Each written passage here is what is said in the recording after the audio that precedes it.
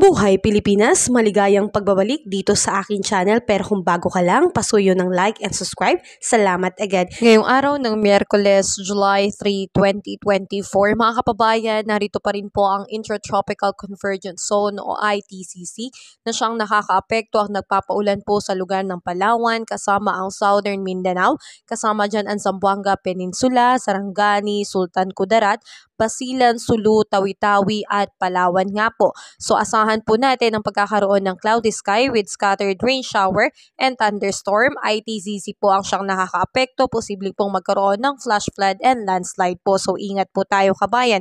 Samantalang dahil po sa epekto nitong easterlies, apektadong lugar po dyan ay ang Eastern Visayas, Bicol Region, Quezon and Aurora po. So tayo po ay mag-ingat dahil ang pag-ulan na ito ay may kasamang kulog at kidlat. Posibleng tumagal hanggang 3 oras din po at posibleng magkaroon ng pagbaha and landslide. At dito naman po sa Metro Manila at ilang bahagi ng ating bansa na hindi ko po nabanggit, ang mga lugar na ito ay magkakaroon po ng partly cloudy to cloudy sky with isolated rain shower and thunderstorm. Lalo na pagdating ng hapon at sa gabi talagang malaki po ang tsansa ng pagkakaroon po ng maulang panahon. So ngayon mga kababayan, wala pa rin po tayong bagyong namamataan sa loob at labas ng Philippine Area of Responsibility. Pero kung meron man pong papasok na bagyo, ito po ay tinataya ng Pag-asa na posible 2 hanggang 3 bagyo po. So ito po ay papanghala ng Butchoy, Carina and Dindo. Pero sa ngayon ay wala pa pong bagyo. Ang tanging nagdadala ng pag-ulan sa atin ay ito pong mga localized thunderstorm, ITCZ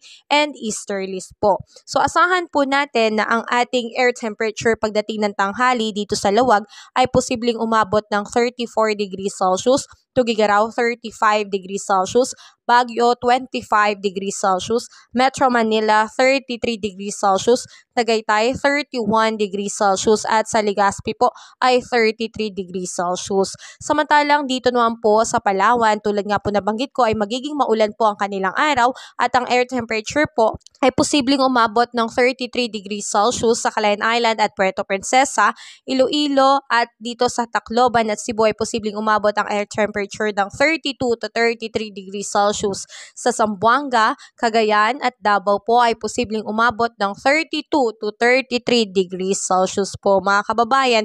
So patuloy po tayong mag-antabay at kung tayo po ay lalabas ng bahay, ugaliin po natin magdala ng kapote o kaya payong bilang pananggala sa mga biglaang pag-ulan.